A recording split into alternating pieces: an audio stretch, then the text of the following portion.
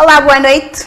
A Igreja Católica tem desempenhado ao longo da história de Cabo Verde um papel central, não só na dimensão espiritual, mas também no campo social, educativo e cultural. Presente em praticamente todas as ilhas, a sua influência ultrapassa os limites da fé, chegando à vida cotidiana das comunidades. No mundo em constante transformação, a Igreja continua a adaptar-se aos desafios contemporâneos, procurando manter viva a mensagem cristã e responder às necessidades ao povo.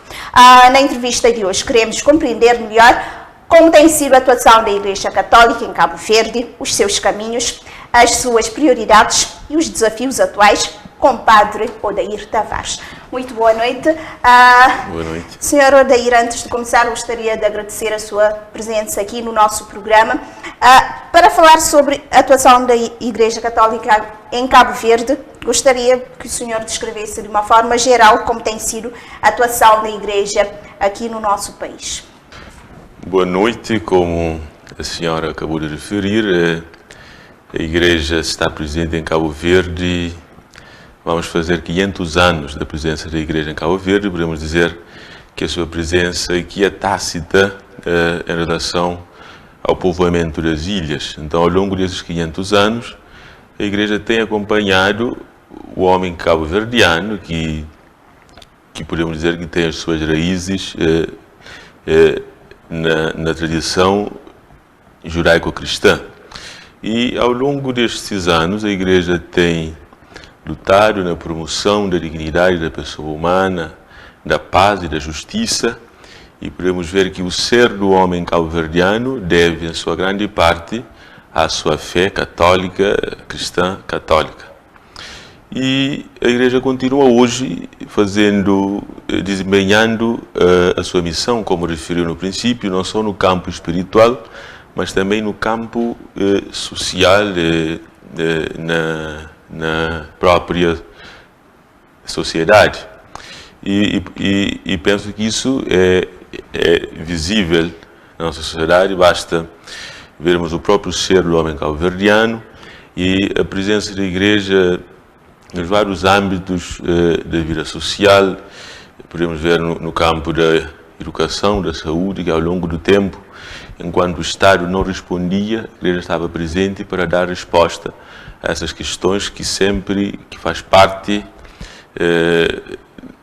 podemos dizer, da própria evangelização, da própria dinâmica da evangelização, que contempla não só a vida espiritual do homem, mas o homem no seu todo. E quais são as prioridades da Igreja atualmente no país? As prioridades da Igreja atualmente, em primeiro lugar, é continuar a anunciar a Cristo, porque a Igreja existe para evangelizar.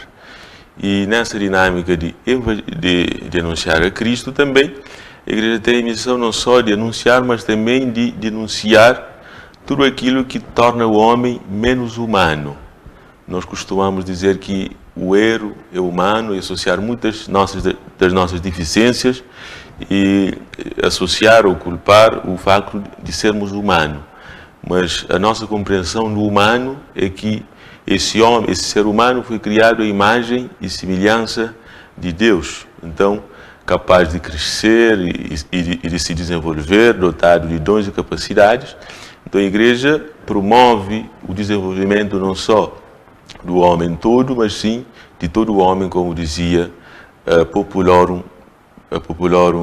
Progressio, uma encíclica do Papa Paulo VI, mas também a sua atuação hoje é muito resultado daquilo que foram as disposições os documentos que saíram do Concílio Vaticano II, que agora vai fazer 60 anos, e gostaria de destacar um desses documentos, que é Gaudium et Spes, o nome é latim, mas fala sobre a missão da Igreja no mundo contemporâneo. Então, esse documento começa dizendo que tudo aquilo, as alegrias, os sofrimentos, as tristezas, as angústias do homem de hoje, são também as alegrias e os sofrimentos dos seguidores de Cristo. Então, a Igreja vê como prioridades tudo aquilo que afeta o homem e que torna o homem menos humano, porque a sua missão é lutar para promover, para fazer desenvolver esse homem, fazê-lo crescer à imagem de Cristo. que é o nosso mestre. Há bocado o senhor falou sobre a missão social da Igreja Católica. Gostaria que o senhor salientasse quais são, tem sido um papel nos principais quesitos como a pobreza, a violência doméstica ou também o desemprego. Para combater a pobreza, em primeiro lugar, a Igreja, como eu tinha dito no princípio, existe para evangelizar. Então, a Igreja sensibiliza os cristãos a serem cristãos, porque se somos de facto cristãos, como os primeiros cristãos diziam, entre nós não há pobres porque todos se entreajudam, se solidarizam um com o outro. Então, podemos dizer, esse apelo à caridade, que a Igreja tenta incutir em todos os cristãos, esse dever de praticar a caridade, assim como Cristo foi caridoso para conosco, então devemos abrir as nossas mãos, também o nosso coração ao nosso próximo.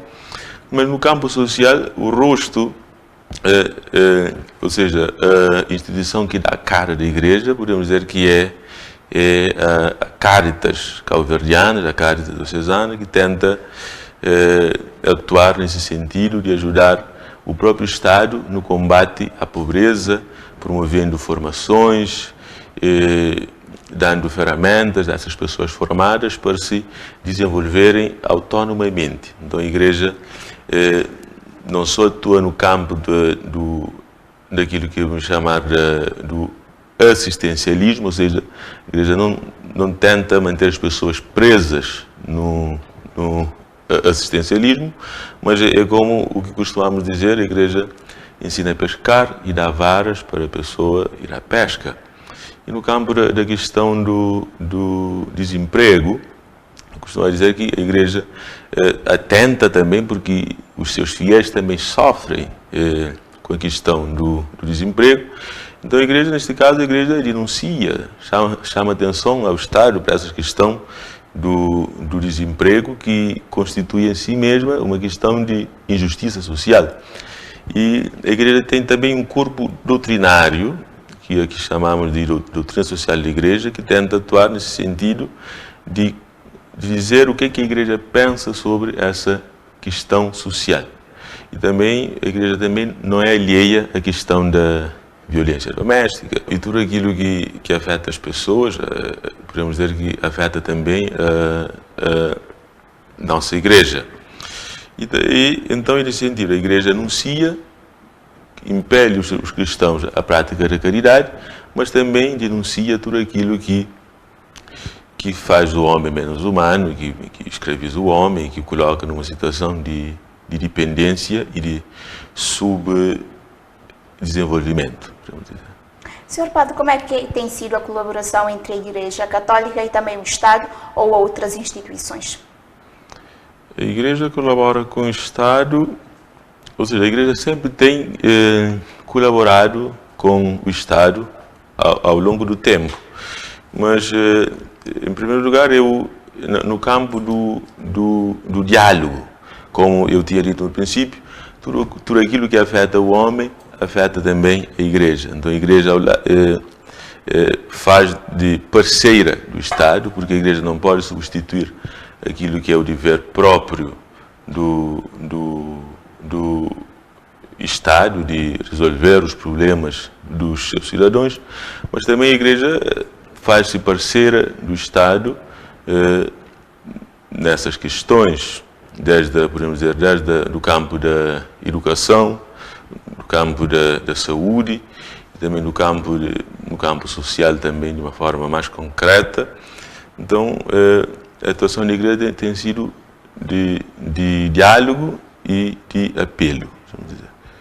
E agora falando sobre a juventude e também a comunidade, como a Igreja tem procurado envolver mais jovens na vida cristã?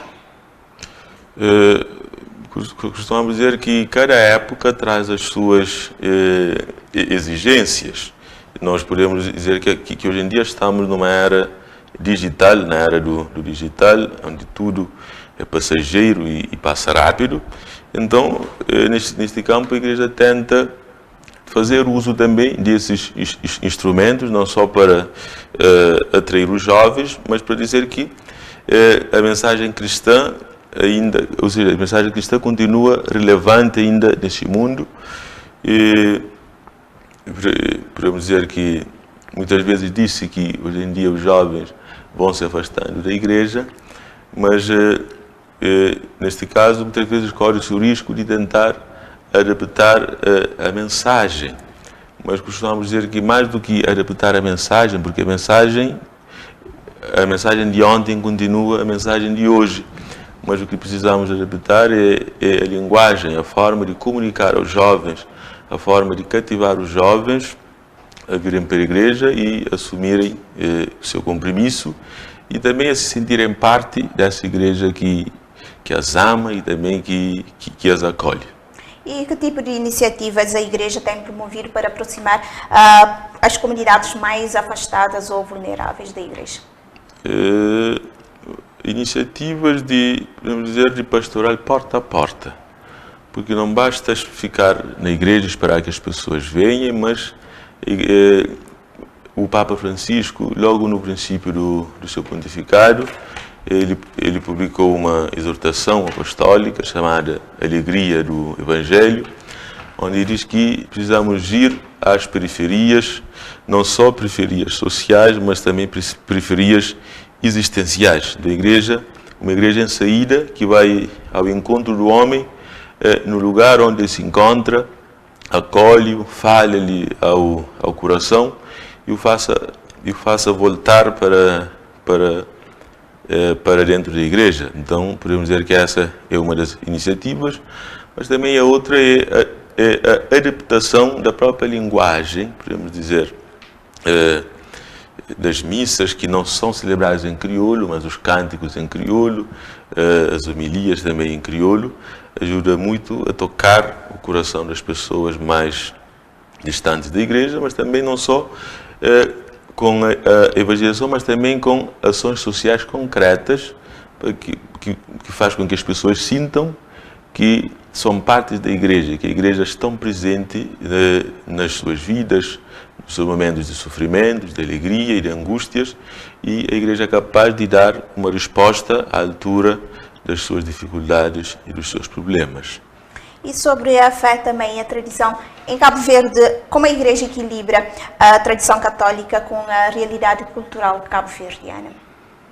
Podemos dizer que a igreja moldou muito a questão cultural dos cabo-verdianos. Podemos dizer, como dizia no princípio, a mensagem cristã como que está no DNA do povo cabo-verdiano. Basta olharmos para as festas, para os festivais, para as músicas, onde as temáticas são temáticas de esperança.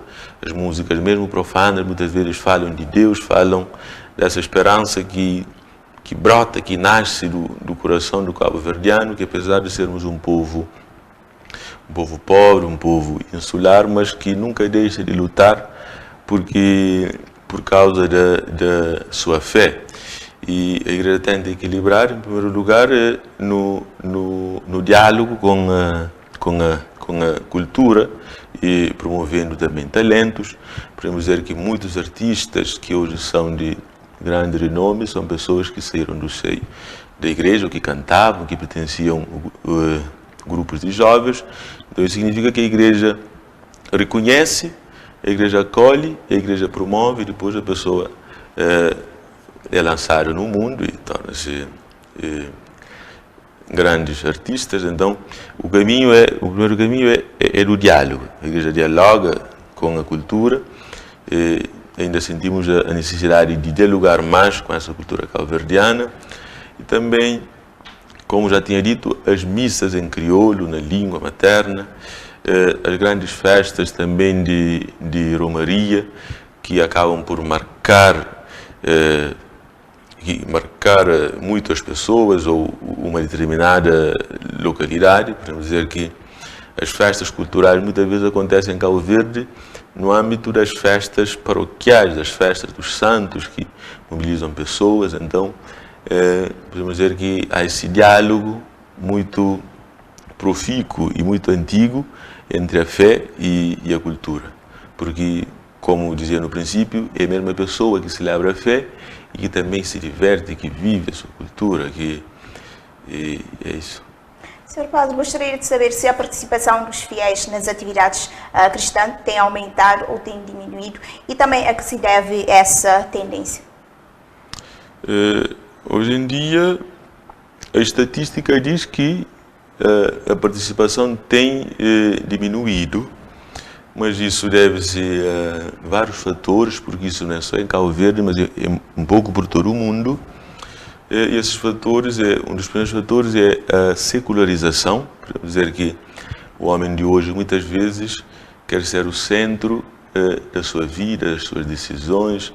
Então podemos dizer que o homem tirou um pouco Deus do centro e ficou no centro, então isso acaba por ter impacto na própria compreensão da vivência da fé e muitas vezes é relegada para para o individual, né? Então vai se perdendo essa dimensão da vivência comunitária da fé para o individual. Então podemos dizer que a participação tem diminuído aparentemente, né? Mas as pessoas continuam a viver a sua fé no âmbito do individual e também a Igreja, percebendo-se disso, tem usado das ferramentas, das redes sociais. Podemos ver que agora há muitas missas transmitidas, há missas transmitidas todos os dias e há muitas pessoas que assistem a missa online, mas é um desafio que leva-nos a dizer que a diminuição da participação não diminuiu, podemos dizer, a fé, porque as pessoas podem não ir, mas vão para uma outra paróquia, porque há toda essa dinâmica, sobretudo na cidade, onde as pessoas morando numa paróquia, por afinidades ou por outras razões mais práticas, frequentam outras paróquias. Então, podemos dizer que diminuiu, mas é muito difícil dizer até que ponto, porque as pessoas viajam de um lado para o outro, mesmo para o exterior, e continuam vivendo a sua fé no exterior, né? A imigração pode estar na origem também dessa diminuição, mas continuam vivendo a sua fé onde estão. Sr. Padre, que papel tem os grupos de jovens, como coros e pastoriais, na dinamização da vida da Igreja? Esses grupos têm um papel muito importante na dinamização da vida da Igreja, porque são grupos que atuam diretamente nas missas e nos cultos, e também são grupos que na catequese, ou seja, podemos dizer que são grupos que dão corpo às nossas celebrações, mas também, além desses grupos, temos outros grupos muito antigos, como a Legião de Maria, que tem uma organização própria, mas que atuam muito forte, tem uma forte atuação na sociedade, fazem visitas, fazem o seu apostolado. Temos também o grupo do apostolado da oração, que também fazem as suas atividades.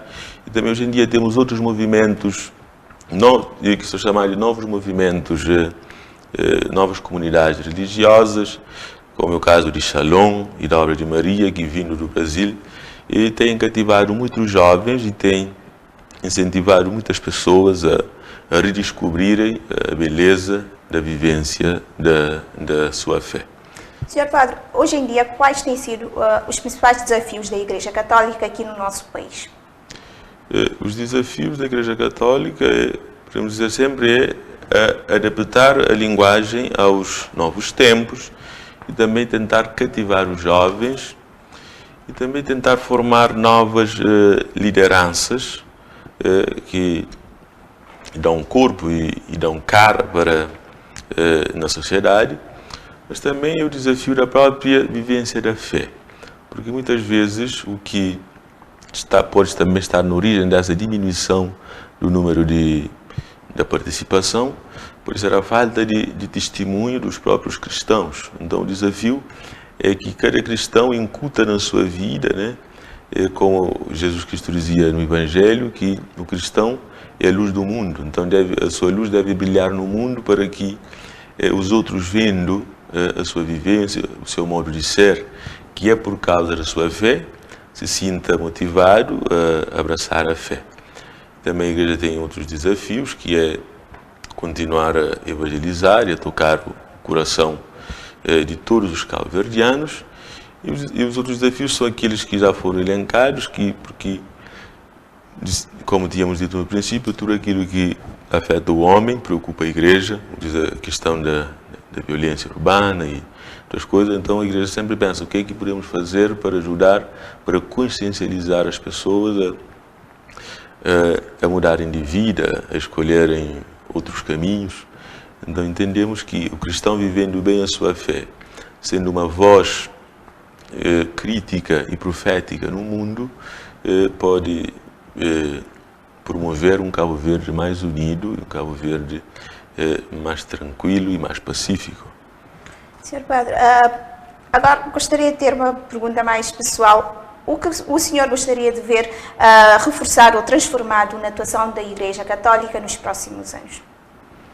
O que eu gostaria de ver reforçado e também transformado. E transformado na vida da Igreja, na sua atuação na sociedade, devemos dizer, a capacidade de adaptar aos novos tempos e promover a evangelização virtual no digital, mas também transformado a própria mentalidade das pessoas, porque muitas vezes hoje em dia vemos que a pessoa quer que o Evangelho adapte à sua vida, à sua forma de vida. Então, essa capacidade de deixar-se transformar pelo Evangelho, pela Palavra de Deus, é mais nesse sentido também de encontrar mais abertura na sociedade e também dos cristãos se consciencializarem da força e da capacidade que têm de transformar o mundo e a sociedade onde vivem.